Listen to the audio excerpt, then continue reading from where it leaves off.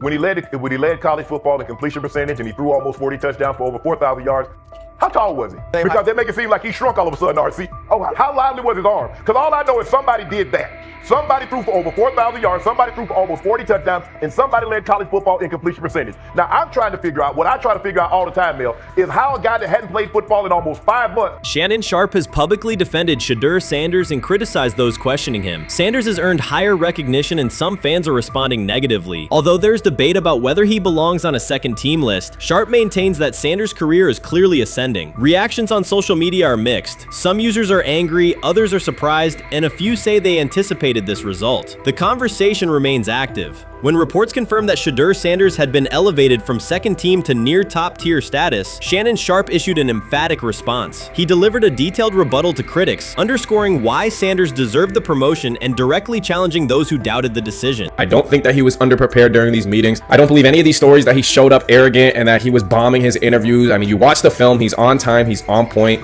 You watch his interviews, he answers like a 10-year NFL veteran. Like, he's clearly dominating OTAs. It's every single day there's a new report of how well he's doing for the Browns in OTAs. And I mean, you can say what you want, it's just OTAs. Okay, if that's your new narrative, then he's doing exactly what he needs to be doing. He's on point, he's on time, he's getting the respect of his teammates, and he's making plays. So we're gonna see years down the line, something's gonna come out that I don't know what exactly it was, but something will come out. Critics have been waiting for an opportunity to dismiss Sanders. They labeled him overrated, accused him of benefiting from nepotism, and claimed his profile came only from his last name and polished image. Within their own echo chamber, they cited every game in which he fell short of huge passing numbers as validation of their doubts. Since Sanders has begun receiving formal recognition, criticism has escalated. A wave of self-appointed analysts is dissecting his throwing mechanics and team role, and many online commentators now argue that his promotion reflects deeper problems within the sport. Shannon Sharpe rejected each criticism directed at Shedeur Sanders. During the broadcast, he turned a routine segment into a detailed examination, acting as presenter, interrogator, and fact-checker. Sharpe walked viewers through game film, season statistics, and scouting reports to show why Sanders merited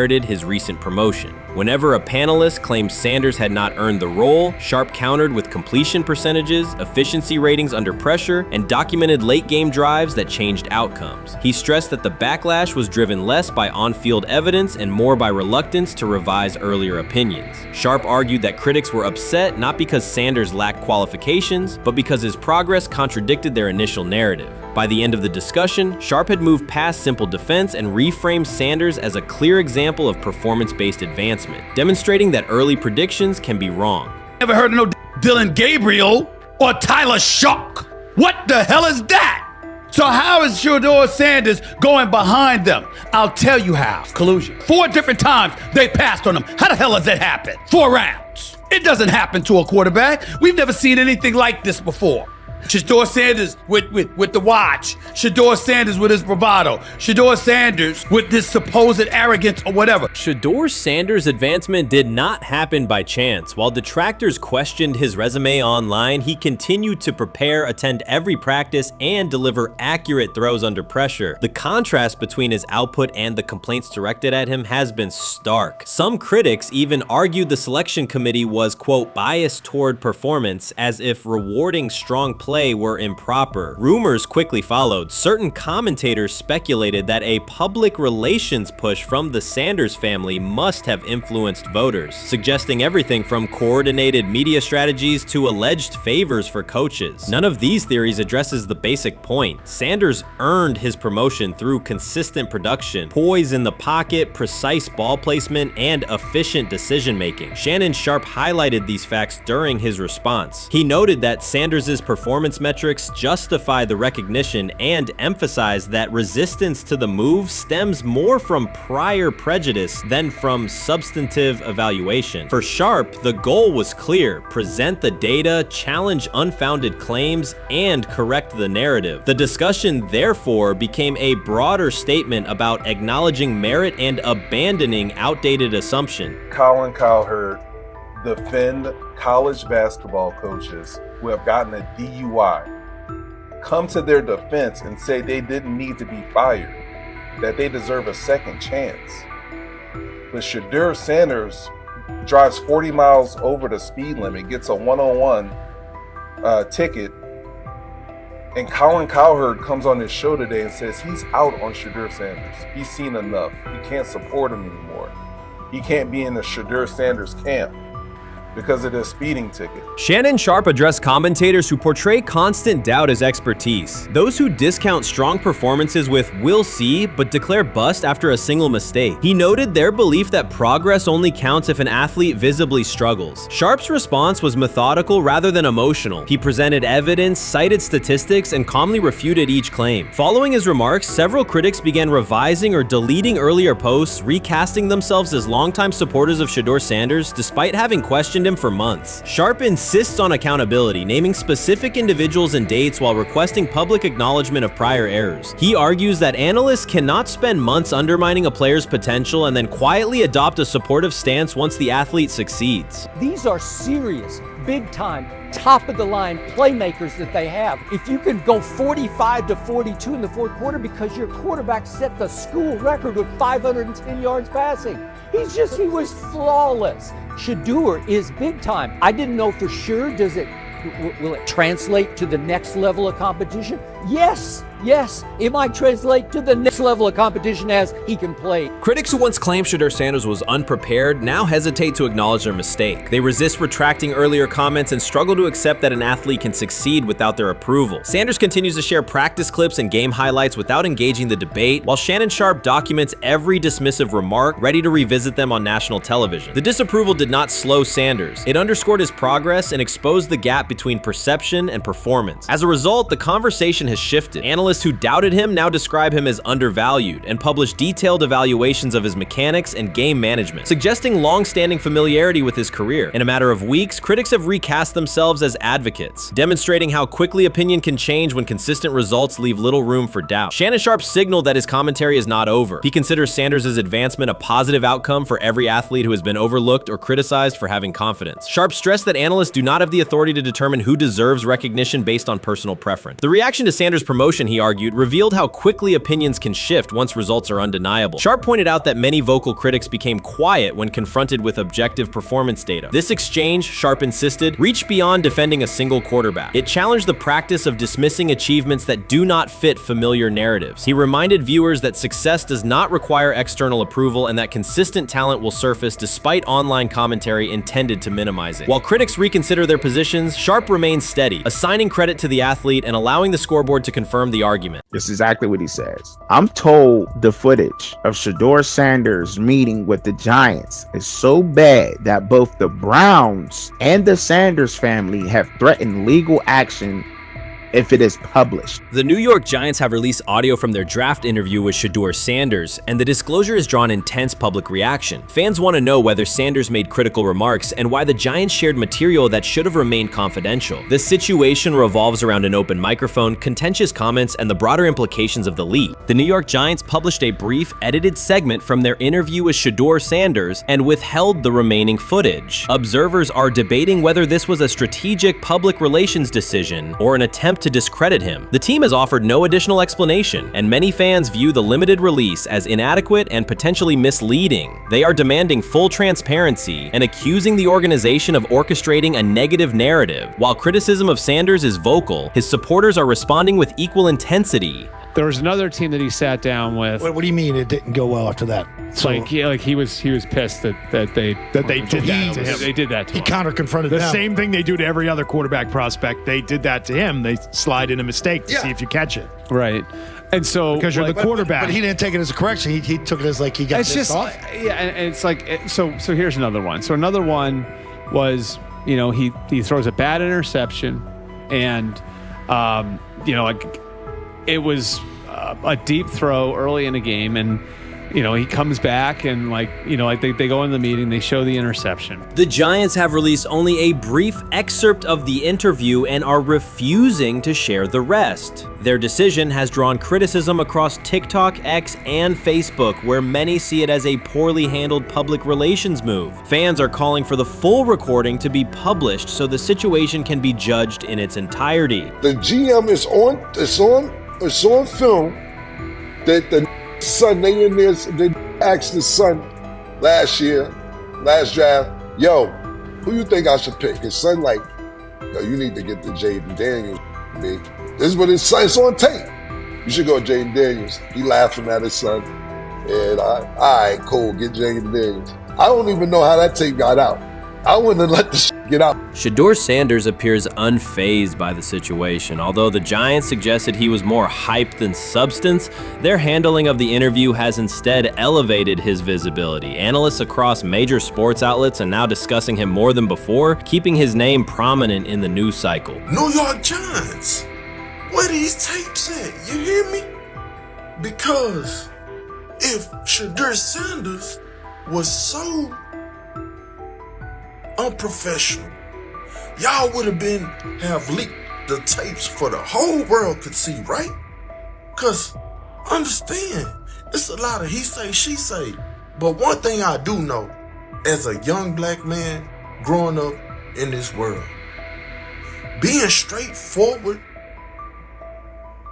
and not sugarcoating anything. The Giants' PR team appears to reject Sanders' family connection outright, a decision many view as unprofessional and lacking nuance. Internal discussions seem to have dismissed quarterbacks with prominent relatives as poor fits for the organization, revealing limited awareness of public perception. The response was swift. A single edited clip ignited widespread debate on social media, with fans asking why essential segments were held back and what the team might be hiding. Critics argue that if the full interview contains nothing damaging, the club should release it in its entirety. Online discussion intensified immediately and continues to gain momentum. What they do during the film and the combine and the meetings is teams will install mistakes intentionally planted in the install, and they want you to catch them. Shedeur didn't, and when a coach called him out, once again, it didn't sit well. It's like, bro, there's not many teams needing quarterbacks, especially since Pittsburgh appears to have a deal with Aaron Rodgers and Tennessee's getting Kale Moore. The Giants' decision to withhold the full interview has produced an unintended result. Instead of diminishing interest in Shedeur Sanders, it has intensified it. Media outlets and analysts are now examining every on-field rep, press comment, and public appearance as evidence of how he conducts himself under scrutiny. Each throw, adjustment, and answer is tracked and evaluated against league standards, reinforcing the view that he remains composed and professional. Many fans contend that the organization has misrepresented Sanders and suggest the issue may stem from the Giants' view of his father, Deion Sanders. They see the partial release as an attempt to raise doubts about his character by association. That perception has only made his profile more compelling. The discussion has shifted from whether he deserves a high draft position to how effectively he withstands sustained pressure. Sanders is now regarded not just as a talented prospect, but as a symbol of resilience, central to debates about transparency and organizational strategy. Even if the Giants eventually provide more context, the visibility they have created for him is unlikely to fade. The most fun yet the most difficult thing I cover and we cover all year long is not games. It's the NFL draft. Because I've said this many times, you get lied to for a month to 2 months up to it. And so often during the draft, and every few drafts, there's a guy that really falls, precipitously falls. This year it was Shedeur Sanders, it's been Aaron Rodgers, it's been Dan Marino. Every few years somebody falls a lot. And so, but those stories don't come out until like the fall. Criticism of Shedeur Sanders from within the Giants organization has become increasingly public. Team communications appear focused on casting him as an overhyped prospect, whose character should be questioned, a narrative that seems aimed at shaping opinion rather than assessing performance. Yet each selective release or negative remark has instead amplified attention on Sanders and elevated his reputation. Efforts to confine him to a narrow, unfavorable image continue to produce the opposite effect, reinforcing his position as an underdog who endures external pressure. The debate has shifted from football analysis to broader concerns about narrative control and transparency. Fans, reporters, and online communities are still urging the Giants to publish the full interview, arguing that only complete context can resolve speculation. The organization's refusal to comply has intensified scrutiny and led many observers to conclude that the team underestimated public reaction and now faces questions it could have avoided with full disclosure. The tapes, the New York Giants have the tape. They definitely have the tape. It's confirmation that they have the tape. Shedeur didn't do nothing. Is what they saying he did. I'm gonna tell you what these mixed reaction right here. So we already know about the New York Giants, but the Pittsburgh Steelers head coach Mike Tomlin reported admired Sanders' talent, but hesitated to draft him due to previous challenges with quarterbacks like Russell Wilson and Justin Fields, leading to more cautious approach. Las Vegas Raiders. Sanders met with Raiders at the NFL scouting combine and expressed enthusiasm about potentially joining the team. His familiarity with the West Coast offense and quick release was noted positive, though concerns about his ceiling. Hours after the Giants posted that short audio clip, the timeline never slowed. Comment threads filled with frame-by-frame breakdowns, lip-read attempts, and side-by-side comparisons of what was said versus what was left out. Reporters called league contacts. No one could explain why a franchise would stir this level of curiosity only to seal the vault. Each refusal sharpened focus on Shedeur Sanders, turning routine throws into national talking points.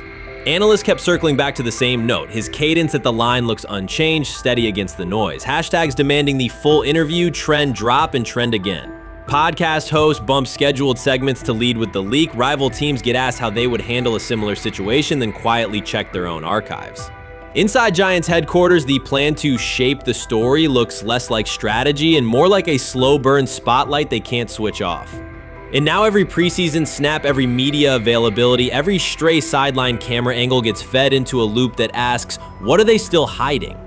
The file remains locked. Curiosity keeps compounding. Until someone presses upload or steps to a podium and explains the redactions, the subject drifts away from depth charts and play design, fixing instead on secrecy, control, and the risk of underestimating how fast attention turns pressure into permanence. Momentum isn't fading, it keeps recalibrating, louder, impossible to mute.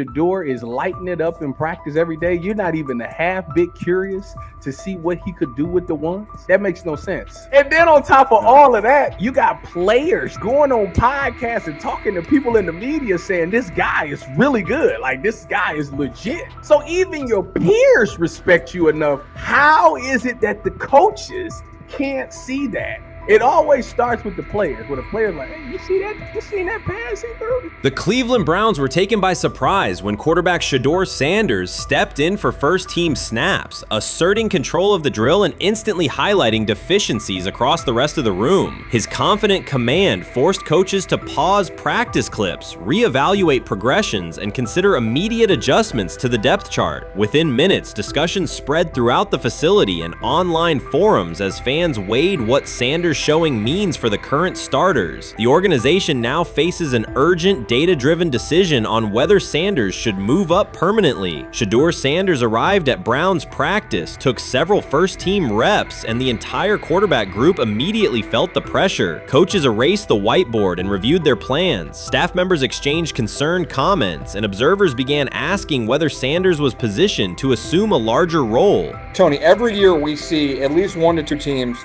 They were in last place in their division the year before. No one thought they'd be good, and then they were good. It almost seems like no one's even assuming the Browns can be that, but we see it happen every year. And I get the quarterback stuff, but like, correct me if I'm wrong, Tony. The Browns are trying to run the football, play good defense, not turn the ball over in the passing game, and try and take advantage when they can, correct? That's what they're trying to do.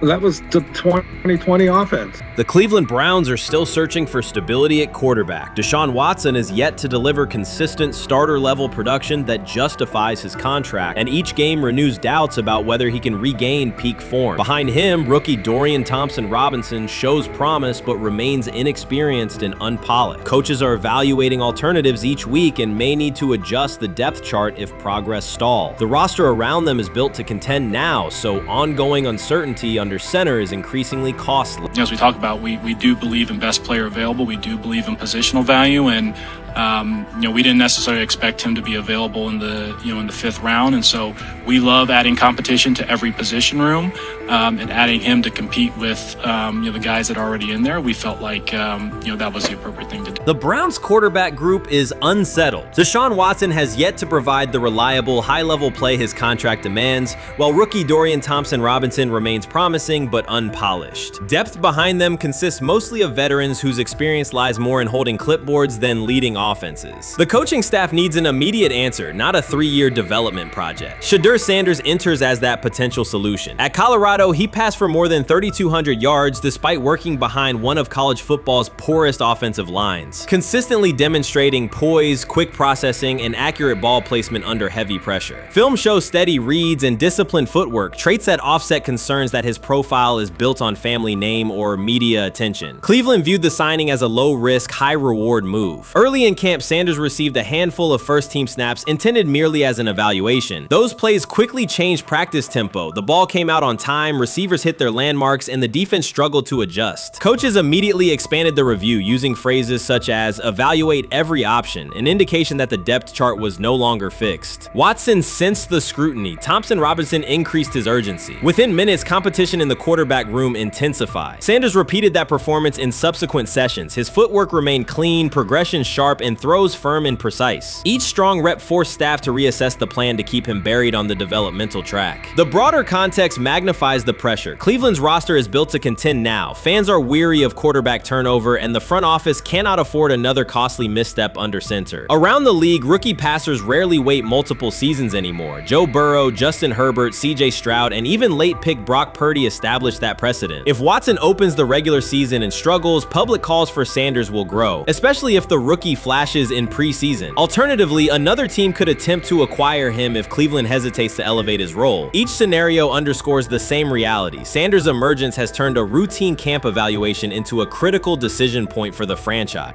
And we saw Dillon Gabriel go 11-on-11 with the first team, Shedeur Sanders go 11-on-11 with the second unit. So that was really the big wrinkle today. Yes, and of course, it was the first time that we have seen Shedeur Sanders get any of those coveted 11-on-11 reps. Of course, again, it wasn't with the first team offense or against the first team defense, but it's progress. And that means that he's going in the right direction, that the arrow is pointing up. He's coming up the learning curve. So that's good for him. And I actually thought just overall, he had a better day than Dillon had today. He completed more passes. He was more on point. In fact, in that 11-on-11 period, he threw a near touchdown. Desperation can push franchises toward aggressive decisions, especially when their quarterback options appear unconvincing or outdated. One scenario now emerging is that Sanders earns enough confidence to take full preseason reps with the starters, forcing Cleveland to revisit a depth chart it believed was settled at the beginning of July. His practices demonstrate that the excitement around him is grounded in measurable performance. Accurate, high-velocity passes against first-team defenses, and confident command of the huddle. Each strong outing also heightens league-wide interest. Rival scouts adjust evaluations, and general managers revisit their notes, aware that a viable young quarterback may soon become available. Inside the facility, the personnel staff must balance short-term results with long-term roster planning, knowing that an early move could reshape salary cap allocations and locker room dynamics. The pressure on Watson and Thompson Robinson escalates accordingly. Both must produce visible progress to maintain their current roles. Cleveland's recent history shows how quickly promising quarterback situations can devolve into controversy. The franchise has turned potential breakthroughs into organizational turmoil before, so observers remain cautious about how this competition will unfold. How you feeling? I'm getting there. You see what I got on, right? That's why I was asking how you help for. Yeah, I'm getting there. See? Brian, what they had to? I had blood clots. Okay. And they amputated, you know. But I work with it. Man. Yeah, I'm amputated. So I get that worked on a couple times a day. Keep the blood circulating, blood flowing, but it's a new normal. And the best thing about here, we have a whole medical team on the second floor. Right. We have a whole medical floor, which is great. Deion Sanders is shaken, this time not by a hit on the field. In a sudden turn, Ryan Clark has uncovered a serious plot affecting Shedeur Sanders' NFL draft status, and the disclosure is reverberating across the sports community. What once looked like a simple scheduling delay may actually be a calculated effort to undermine Deion's son. The facts suggest intentional sabotage, a breach of trust, and repercussions that could be far-reaching. This is no routine football headline. It is personal, and Coach Prime did not see it coming. The sports world loves to celebrate underdogs, yet it often takes even greater pleasure in tearing down rising stars. Deion Sanders is witnessing that cycle now, not from the sidelines as Coach Prime, but as a father. The lights in Boulder remain bright, the cameras keep rolling, and Sanders still wears his gold watches, sunglasses, and natural swagger. Still, behind that familiar smile is a man carrying deep pain as criticism aimed at his son mounts daily. How much of that is opening press conference saying, okay, we are family, saying that he was sent to do certain things? Do you feel like people got attached to that, or it just was the fact that prime time is at Jackson State? It's prime time. If my son plays cornerback, I want him to be around, in my opinion, the best cornerback ever to touch the field. That's right. If my son played DN, I'd have to talk to you and tell me who's coaching the DNs. That's but right. I was sending my son to That play greatness. for prime. His pain does not come from critics or losses, but from watching his son, Shedeur Sanders, get pulled into a system where politics outweigh performance. By every metric, arm strength, accuracy, field vision, Shedeur belonged in the top 3 of any NFL mock draft. Defensive coordinators who tried to unsettle him know he never flinches. He owns the unteachable leadership trait that turns strong prospects into franchise cornerstones. Then the narrative shifted. Draft boards that once placed him 2nd or 3rd slid him to 5th, then 12th, and eventually out of the 1st round on some lists. Analysts grew cautious, executives became vague. The statistics stayed strong, and the game film still proved his ability, yet the buzz evaporated. The abrupt silence felt deliberate and wrong. Former NFL safety and respected analyst Ryan Clark then delivered an unfiltered disclosure, not on a scheduled TV segment, but in an unscripted comment. He stated plainly that influential figures inside the league were not overlooking Shedeur Sanders. They were actively holding him back. The motive, Clark said, was political, and the real target was Deion Sanders, Hall of Famer, architect of Jackson State's resurgence, and the coach who turned a 1-11 Colorado program into a national headline. Deion's refusal to conform, wearing sunglasses indoors, dancing with players, speaking candidly, challenged an establishment that favors predictable images and rehearsed statements. According to Clark, that resistance to tradition was not forgotten. When Shedeur displayed the same mix of talent and confidence, concern spread through front offices and media circles. Questions about leadership style and attitude surfaced. Coded language for discomfort with a quarterback who mirrors his outspoken father. Clark's point was clear. The issue is not Shedeur's performance. If he had posted identical numbers at Ohio State or Alabama, endorsements and media specials would follow. Instead, interest cooled, because the Sanders family embodies a self-made identity the league cannot easily manage. Their visible pride and independent brand challenge a system that prizes control. And that threat, not football ability, is what Clark believes is suppressing Shedeur's draft stock. The rumors have ended. The decision is public. Cleveland Browns owner Jimmy Haslam has informed every level of the organization that unless an unforeseen injury intervenes, Shedeur Sanders will start at quarterback in week 1. The announcement is not an informal suggestion or a quiet push in the background. It is a direct order. Multiple independent reports, amplified most visibly by Colin Cowherd, confirm that Haslam delivered the directive himself. From the owner's viewpoint, the logic is simple. No one else on the roster offers the same combination of talent, leadership, and long-term upside. Joe Flacco is approaching the twilight of his career. Kenny Pickett has shown flashes but remains inconsistent. Dillon Gabriel, taken in the 3rd round, is a developmental project. By contrast, Haslam believes Sanders can alter the franchise's trajectory immediately, and he refuses to allow internal hesitation to stall that possibility. The standoff traces back to April. General manager Andrew Berry and head coach Kevin Stefanski entered the draft wanting a low-profile prospect who would fit quietly into the existing depth chart. They prioritized scheme familiarity, modest public attention, and a clear developmental timeline. When the board lined up, they reached for Gabriel in round 3, reasoning that an early investment would justify keeping a rookie on ice behind the veterans. But Sanders continued to slide, first through day 2, then deep into round 5. Haslam watched the names come off the board, convinced the league's bias against Deion Sanders' outspoken son was obscuring legitimate first-round talent. When Cleveland's 5th-round pick arrived and Sanders was still available, Haslam intervened.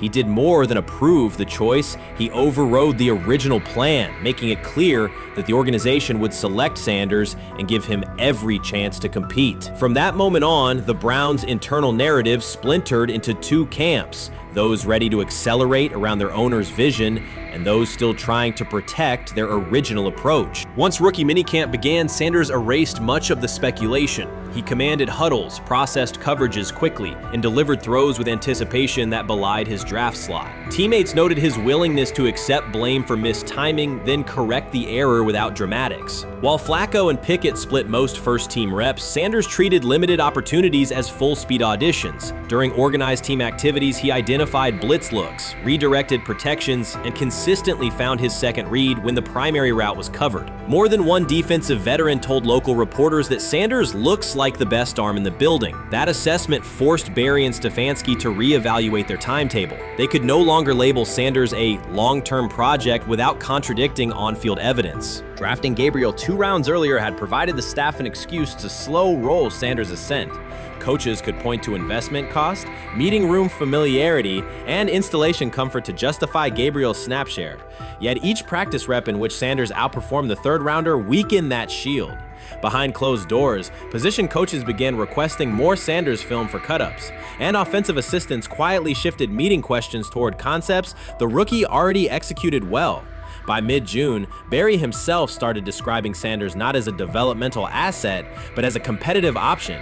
Those subtle linguistic changes signal the front office's recognition that the narrative had moved beyond their control. Haslam's history with quarterbacks is well documented. His pushes for Johnny Manziel, Baker Mayfield, and Deshaun Watson were high visibility swings, each driven in part by a desire to generate excitement as well as wins. Critics highlight those choices to question his evaluation track record, yet Haslam perceives Sanders differently. Where Manziel carried off-field concerns, Sanders brings a reputation for professionalism. Where Mayfield's leadership style divided veterans, Sanders' approach has united receivers and linemen. Where Watson's trade involved unprecedented controversy, Sanders arrived at minimal draft cost. Haslam sees a rare chance to capture star potential without mortgaging the future, and he is unwilling to cede that upside to cautious pacing. Cleveland's supporters, weary of revolving door quarterbacks, have rallied around Sanders with unexpected speed. Sales of customized Sanders number 2 jerseys surged within days of rookie minicamp. Training camp ticket requests spiked once local media circulated videos of Sanders making NFL-caliber anticipation throws during 7-on-7 periods. The mood in Northeast Ohio has changed from tentative hope to active belief. Longtime season ticket holders who once shrugged at preseason storylines now debate Sanders' footwork at neighborhood barbecues. Social media engagement for Brown's content has climbed, driven by highlight compilations of the rookie threading seam passes between linebackers and safeties. All of this places Kevin Stefanski in a fragile position. If he opens week 1 with a veteran starter and the offense sputters, criticism will be swift. Each stalled drive will be interpreted as evidence that he ignored the owner's edict and the fan base's intuition. Conversely, if he names Sanders the starter solely under pressure, any early struggles could be framed as proof that Sanders was rushed, further exposing Stefanski to blame. The only sustainable solution is conviction. Either stand behind a veteran with clear strategic reasoning or embrace Sanders fully and structure the offense around his strengths. Splitting the difference, rotating series, delaying first-team reps, or using vague competition language will satisfy no one and likely jeopardize locker room clarity. Sanders' personal approach has reinforced Haslam's confidence. Instead of taking post-draft downtime,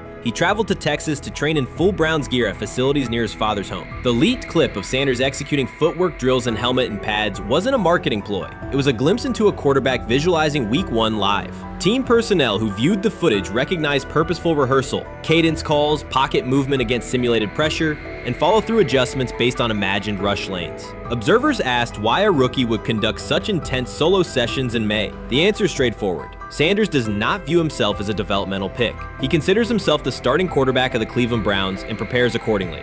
On pure ability, Sanders' arm strength ranks with the league average for starters. His accuracy to the intermediate middle, an area where the Browns' current scheme generates high leverage completions, has drawn consistent praise from receivers. The primary areas still under review are blitz recognition and live bullets and timing on deep outbreaking routes versus press coverage. Those developmental checkpoints are significant, yet daily practice reps show acceleration. In contrast, Flacco's mobility limits the boot action game that Stefanski installed to help Mayfield early in his tenure. Pickett can extend plays, but struggles to attack tight windows between linebackers and safeties, an essential requirement in Cleveland schematics. Gabriel remains an unknown at NFL speed. Thus, the competitive landscape favors Sanders sooner than the coaching staff originally planned. The franchise now stands at an inflection point. Haslam's mandate, the locker room's growing support, and the fan base's enthusiasm all tilt towards Sanders. The front office's earlier strategy, anchored in patience and quiet development,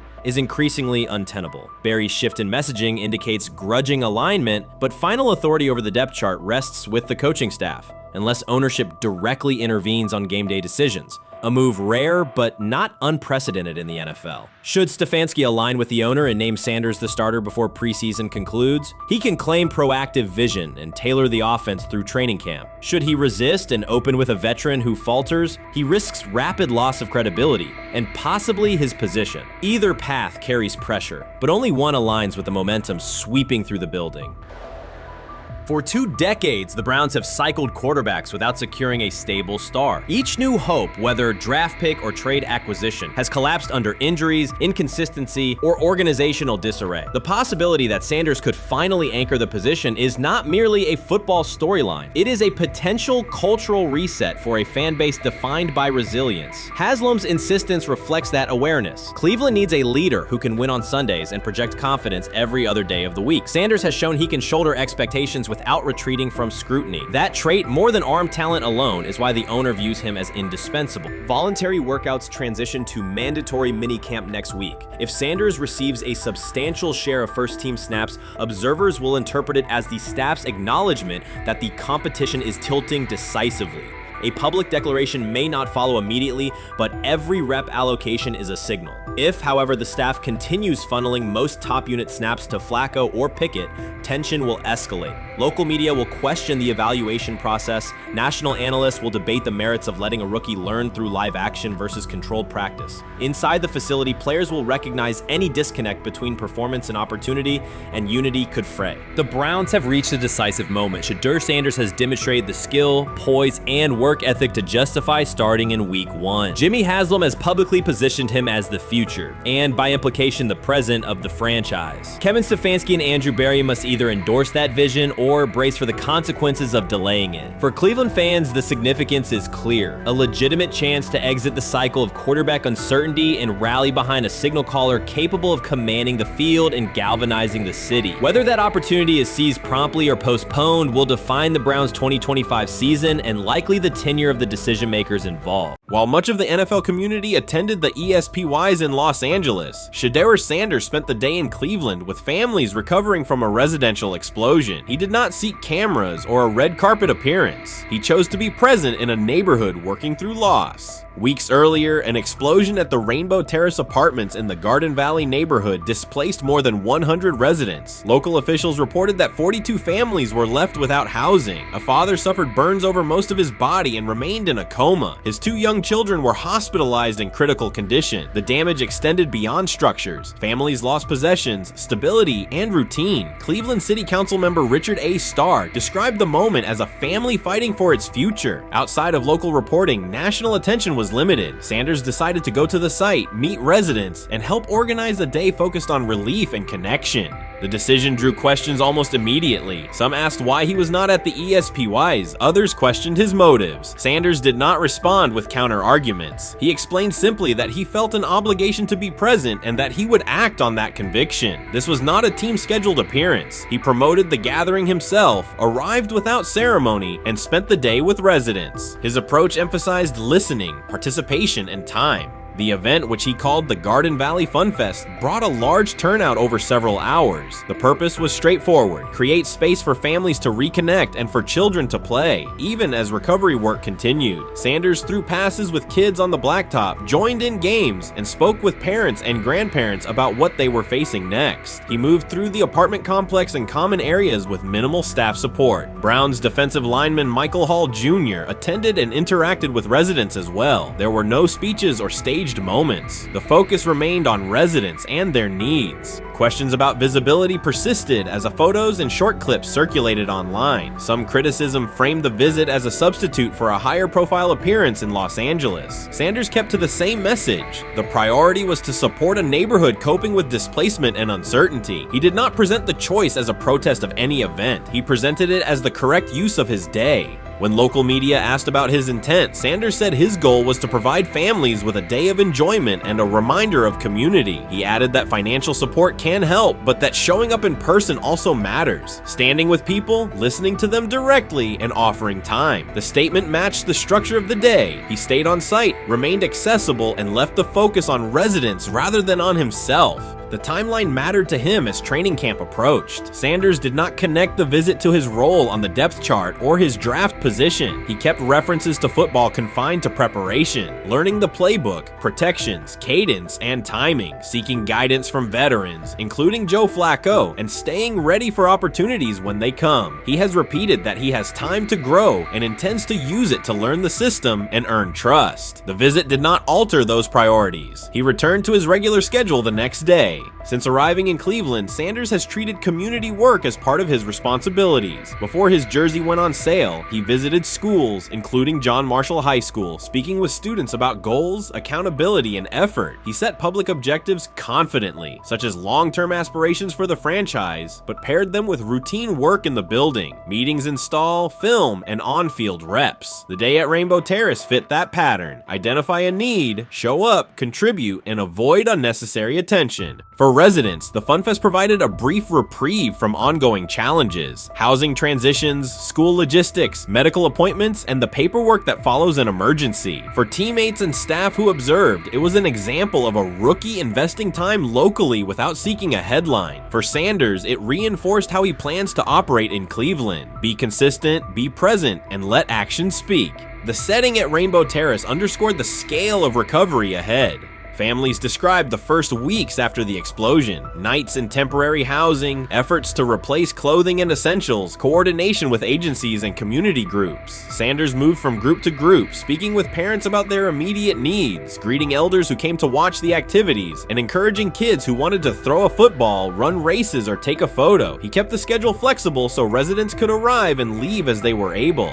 Community partners and volunteers handled tables for supplies, simple games, and refreshments. There were no sponsor banners or organizational pitches. Residents organized as they usually do, checking on neighbors, guiding children, and sharing updates. Sanders' role was clear: participate, make time, and listen. The presence of a recognizable player brought energy, but the purpose remained practical: create a normal afternoon in a place that had not felt normal since the blast. Online reaction covered the full range of opinion. Some posts praised the decision and the event's tone. Others questioned why a rookie would skip a high-visibility awards show. Sanders did not try to manage that conversation. He maintained the same explanation. He chose to spend the day where he believed he could be useful, and then he returned to his football schedule. The approach was consistent with how he addresses other topics: answer directly and move on to the next task. The same measured approach appears in his preparation for camp. Sanders has not asked for public guarantees about reps. He has focused on install recall, cadence, and protection IDs, route timing, and situational work. He has sought input from veterans, thanked teammates who have provided guidance, and spent time with receivers and linemen to align on communication. Coaches have emphasized that the quarterback competition is a process, and Sanders has accepted that framework. His emphasis remains on readiness. None of this overshadows the experience and resumes of other players on the roster. It does provide a clearer picture of how Sanders operates as a professional. He separates off-field actions from promotional efforts. He keeps football preparation focused on what he can control. He communicates with teammates across position groups so that timing and expectations are shared. He does not try to steer attention in his favor. He tries to make steady progress. The day in Garden Valley was one example. He arrived without a speech, stayed for hours, and left without an announcement. He did not ask for recognition. He offered time. Residents responded in kind. Kids lined up for catches and races. Parents and grandparents asked about camp and wished him well, and neighbors coordinated rides and schedules around the event. The atmosphere felt like a neighborhood gathering, not a media production. Local leaders who were present or who spoke later emphasized that recovery will take months. Families will continue to navigate housing, healthcare, and daily logistics. Events like the FunFest do not resolve those issues, but they help sustain community connections and morale. Sanders' contribution was to create a space for that to happen and to treat the day with the same seriousness he applies to practice: plan, execute, and keep the focus where it belongs. As the preseason approaches, Sanders will continue to compete for opportunities on the field. He has said he will be prepared when called upon, and that he understands the importance of mastering details before focusing focusing on outcomes. The organization will make decisions based on evaluation, and he will accept the results while continuing to improve.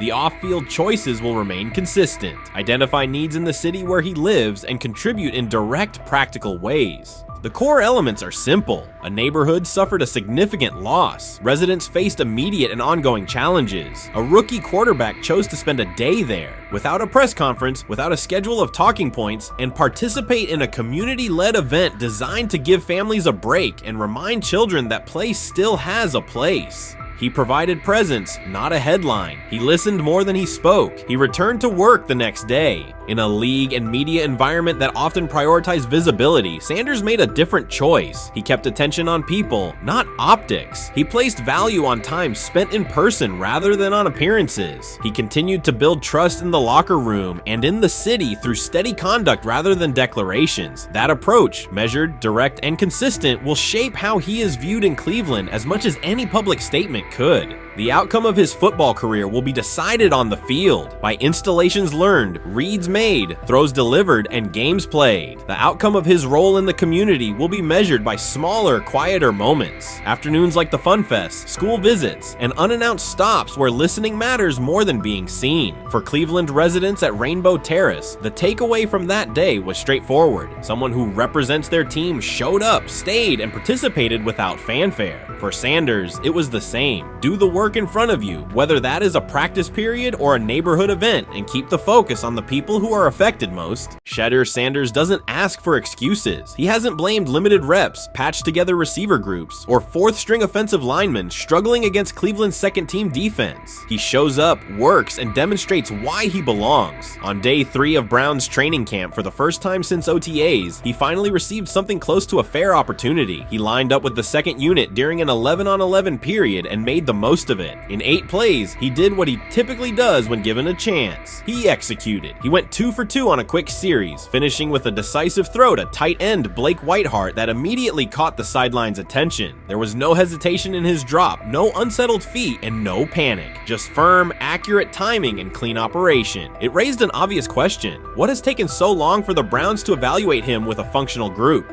The story isn't only about one throw, it's about the delay before it. Sanders has been the guy for most of his football life, commanding high school programs, starring in the Southwestern Athletic Conference at Jackson State, then operating under national attention at Colorado. For the first time, he's been told to wait. He has treated that reality as part of the job rather than a setback. He has prepared like a professional since the moment he arrived, and on the 3rd day of camp in heavy heat, he let the football represent his case. While coverage focused on the veteran presence of Kenny Pickett and Joe Flacco, Sanders made an impression with minimal volume. The difference with the second team was immediate. Protection held up, routes were on schedule, and progressions unfolded as designed. Within that structure, he looked like the quarterback who led efficient offenses at Jackson State and Colorado. Calm in the pocket, decisive in his reads, and accurate to tight windows. This was not simply a good practice period, it was a clear statement. He was not just operating the script, he was directing it. The timing was sharp, the reads were clean, and the seam throw to Whiteheart was a high-level anticipation throw, professional in placement and pace. The narrative around Sanders should reflect that when he is placed in a workable situation, his strengths are visible. Early work with 4th unit personnel included protection issues and unreliable spacing. With the 2nd unit, those variables stabilized, and his work looked consistent with his resume. The performance supported a straightforward conclusion. The evaluation should move forward with higher quality reps. Sanders has been explicit about his approach. He does not request special treatment. He intends to be prepared so that when an opportunity appears, he can step in without a drop-off. He has said he wants to be ready for anything and not offer explanations after the fact. That mindset fits what teammates and coaches have observed. A quarterback focused on the assignment, not the conversation around it. The conditions were demanding: relentless sun, heavy humidity, and a practice tempo that stressed decision-making. Many players fatigued as the session wore on. Sanders did not show signs of rushing reads or forcing the ball. He managed the pocket, reset his base when necessary, and continued to deliver on time. The path he has taken, HBCU starter in the SWAC, then Power 5 starter under constant attention, has prepared him for compressed evaluation windows. He has been under scrutiny for years. The heat did not change his process. He moved defenders with his eyes, anticipated breaks, and stepped into throws with balance. The crowd was not chanting his name, and there were no ovations. That was irrelevant to the task. He is focused on the locker room and the staff, and he is building credibility the same way he did at previous stops, by being reliable when the ball is snapped. Quarterbacks coach Bill Musgrave has emphasized ignoring external noise and keeping attention on install, footwork, and timing. Sanders is familiar with the dynamic. He has been followed by cameras and commentary since his early teens. He has experience living with attention and still adhering to routine. Under heat, with a narrow set of snaps and multiple decision points, he stayed composed and effective. 2 speeding citations, 91 miles per hour in Brunswick and 101 miles per hour in Strongsville, became national items. General Manager Andrew Berry characterized the decisions as not smart and stressed that it's not only about driving fast, but about the safety of others. Sanders accepted responsibility, stated that he learned from the incidents, and said he would follow the rules. The attention to those citations did not alter his daily schedule or his practice preparation. He arrived early, stayed engaged, and kept the discussion centered on work.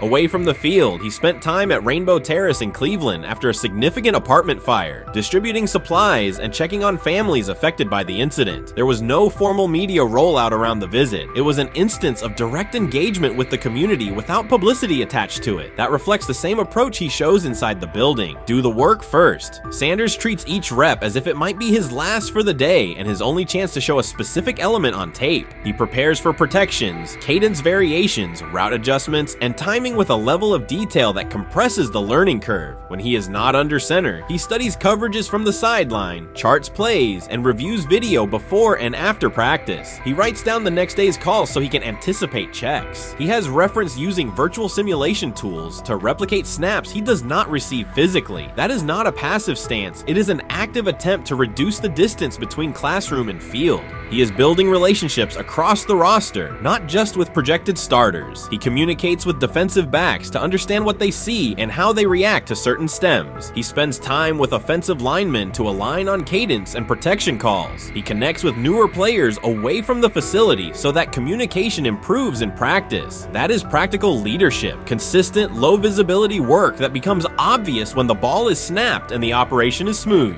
3 days into camp, a central question remains. Why hasn't he taken a first-team rep? Flacco has seen work. Pickett has seen work. Dillon Gabriel has been cycled in. Sanders has remained behind all 3 on the depth chart while producing efficient periods when provided stable support. Head coach Kevin Stefanski has not publicly detailed the plan for distributing first-team snaps among the quarterbacks. When asked, Sanders answered that it is not his place to comment on rotation decisions. That response aligns with his day-to-day conduct, respectful, professional, and centered on the next assignment. The staff is managing a room with a Super Bowl MVP, a former first-round pick, multiple rookies, and a new set of combinations on the offensive line. That creates a set of decisions about exposure, pacing, and evaluation windows. Within that context, Sanders has presented a clear case for additional evaluation. He has shown he can execute the offense as designed when the variables are standard. Musgrave has a long-standing connection with the Sanders family through his time as a teammate of Deion Sanders in San Francisco. That familiarity supports direct communication. It does not guarantee anything about the depth chart, but it does help streamline teaching, feedback, and expectation setting. Inside the defensive back room, veterans such as Denzel Ward have provided perspective on timing, leverage, and eye discipline that Sanders has incorporated into his preparation. He is operating without the immediate family structure that defined his college environment. Away from his brother Shiloh and his father Deion, he is managing his own housing, nutrition, recovery schedule, and all the smaller tasks that accompany an NFL routine. Those adjustments matter because they influence consistency across a long camp. He has treated those responsibilities as part of the job rather than distractions, which is reflected in a steady daily approach. What he showed on day 3 with the second unit was not a surprise to those who have tracked his prior work. It was a continuation of a profile, efficient sequencing, clear timing, and consistent ball placement when protections and routes hold up.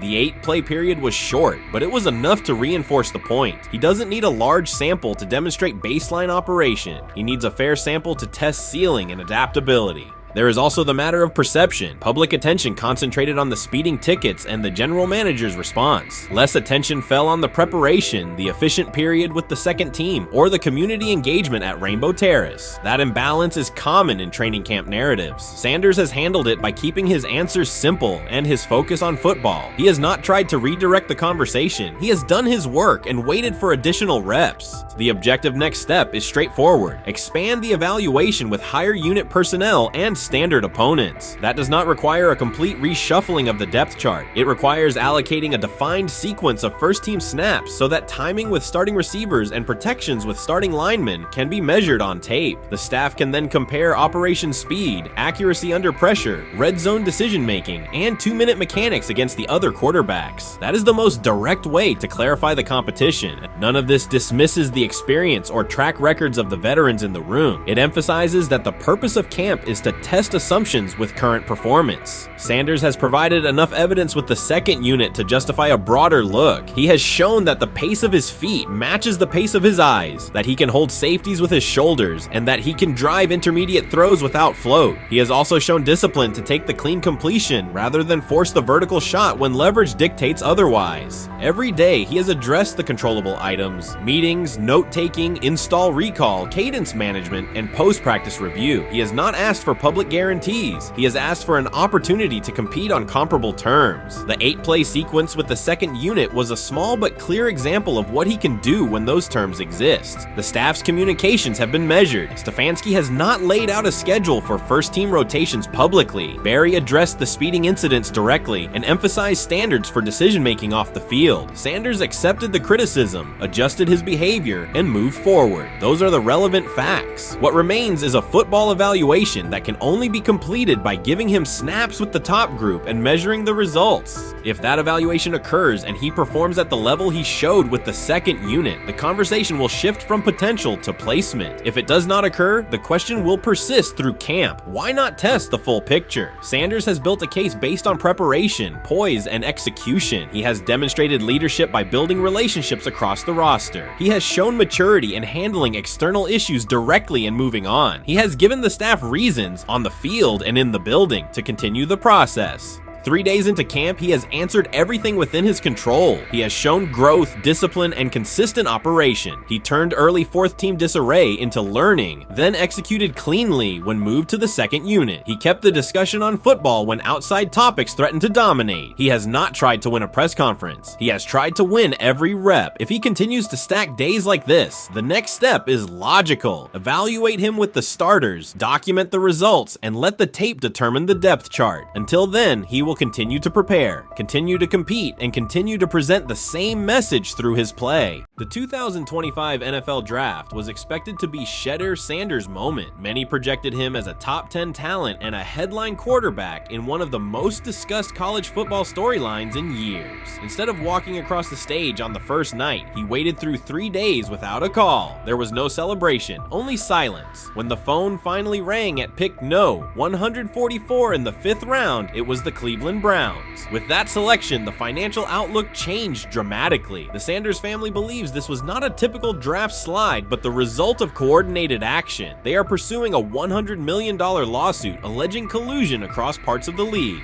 In the months before the draft, Sanders was consistently discussed among the top quarterbacks in the class. Television and digital analysts praised his poise, accuracy, leadership, and command. Scouts highlighted a 74.1% completion rate, record-setting stretches at Colorado, and his rise from an HBCU star to a national figure. Consensus expectations placed him in the first round or early second. Draft night unfolded differently. As picks accumulated, there was little indication that his name would be called. The atmosphere at his private gathering shifted from anticipation to doubt. When the Browns selected him late on day 3, projections for his first contract dropped from an estimated range in the mid-$30 million to approximately $4.6 million, with corresponding reductions in likely endorsements and long-term positioning. According to Deion Sanders and others close to the family, this was not about performance, injury, or conduct. They argue it was coordinated. Attorneys were contacted immediately. The allegation is straightforward. Sanders' value was suppressed intentionally. The family's position is that this was a calculated decision within parts of the league, not an isolated set of evaluations. The legal claims focus on communications that, if authenticated, could be significant: internal emails, text messages, and owner-to-owner conversations. The family's representatives contend that these materials show a deliberate effort to avoid drafting Sanders in early rounds based on perceived image concerns rather than football merit. One message reportedly under review framed the decision in branding terms. Drafting Shedeur would mean inheriting the prime brand. The complaint asserts that this view led some teams to discourage others from selecting him unless necessary, not for film-based reasons, but to avoid perceived attention and external pressure tied to his family's profile. A related thread involves speculation about team fit and willingness to play for certain franchises. Past public comments by Deion Sanders were interpreted by some as signals of an Eli Manning scenario. The family's view is that these were strategic statements, not ultimatums. They argue that rather than engage in discussion, teams chose a passive approach, no direct rebuttal, reduced contact, and a collective reluctance to invest a premium pick. If phone records and written communications corroborate coordination, these items could become central exhibits. Media tone shifted as the draft neared. Coverage that had emphasized production and leadership began highlighting intangibles, interviews, and perceived coachability. Anonymous sourcing appeared in multiple outlets, with claims that Sanders skipped combine drills out of arrogance, bristled at film critique, or told one club, "Maybe I'm not the guy for you," after a tense session. A widely cited line, "Nobody wants a celebrity backup quarterback," was voiced by Colin Cowherd and circulated as shorthand for risk.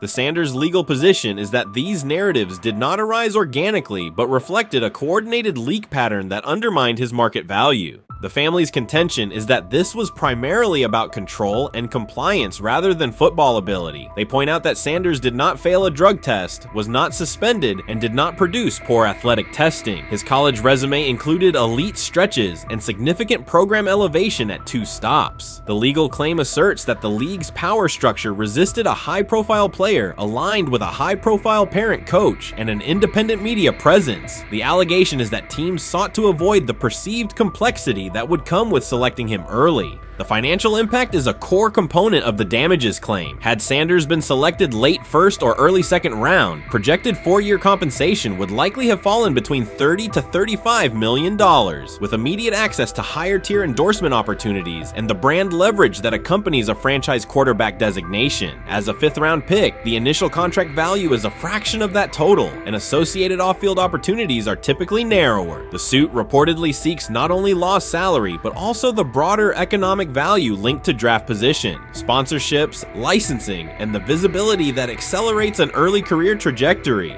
The filing's scope, as described by sources close to the family, extends beyond the league office. It may involve media outlets, scouting firms, and specific executives if discovery shows coordination or materially false statements that affected value. The argument is that the draft slide harmed not only Shedeur, but also the broader Sanders brand, affecting perceptions of Deion Sanders as a recruiter, coach, and public figure. The family's view is that narrative construction around brand risk and celebrity backup produced a measurable economic and reputational loss. If a court authorizes discovery, the process would likely compel emails, internal draft notes, and message archives from teams and third-party intermediaries. Subpoenas could be served on media organizations for sourcing records related to anonymous quotes. That level of transparency would be unusual and could reveal how information flows during pre-draft periods. The legal theory moves beyond a single player's evaluation to the draft's integrity, whether owners or executives acted in concert to reduce a prospect's value for reasons unrelated to football performance.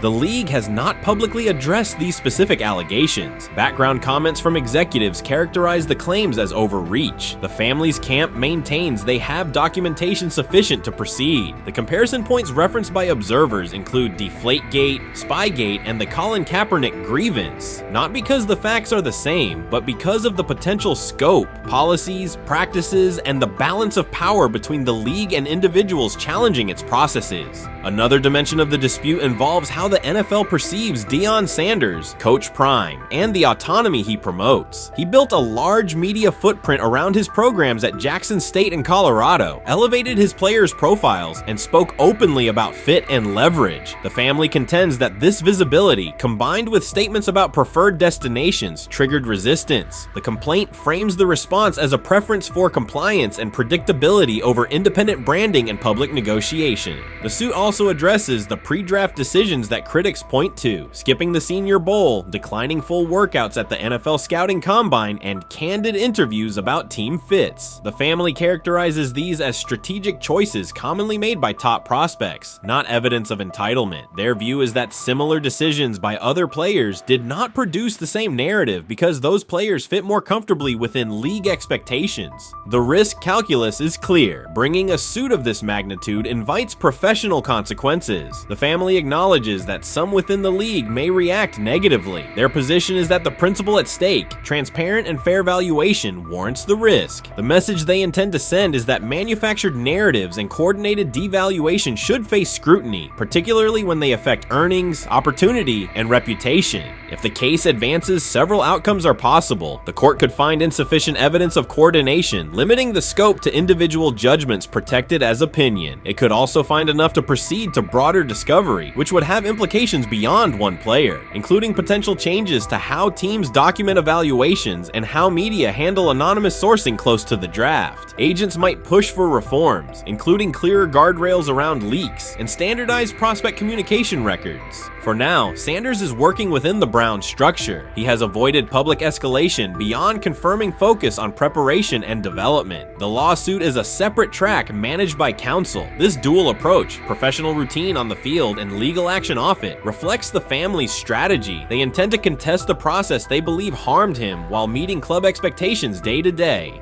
The core allegations remain consistent across their statements. A talented quarterback saw his draft value suppressed by coordinated behavior tied to branding concerns and public positioning rather than football merit. Media narratives amplified that shift, and the result was a substantial, quantifiable loss. The remedy sought includes compensation and a measure of accountability that could deter similar conduct. Whether the claims are ultimately proven will depend on documentation and testimony. If emails, texts, and call logs substantiate coordination, the impact could be significant, prompting policy review around pre-draft communications and media engagement. If not, the case may narrow to disputes over opinion, perception, and the gray areas of scouting. Either way, the filing signals a willingness to confront entrenched practices and to test in court how far the process extends beyond film and interviews. This situation has moved from speculation to litigation. It addresses control, image, and power in a system that influences careers and compensation. It also underscores how public narratives can shape market outcomes. Sanders' path now has two tracks: earning opportunities on the field in Cleveland and seeking redress off the field for what the family views as an avoidable and orchestrated loss. The questions at stake are larger than one draft slot. They touch on how the league values independence, how information is weaponized, and what recourse exists when a player believes the evaluation moved from football to optics. The answers will emerge through practice reps and, potentially, through discovery and a courtroom record.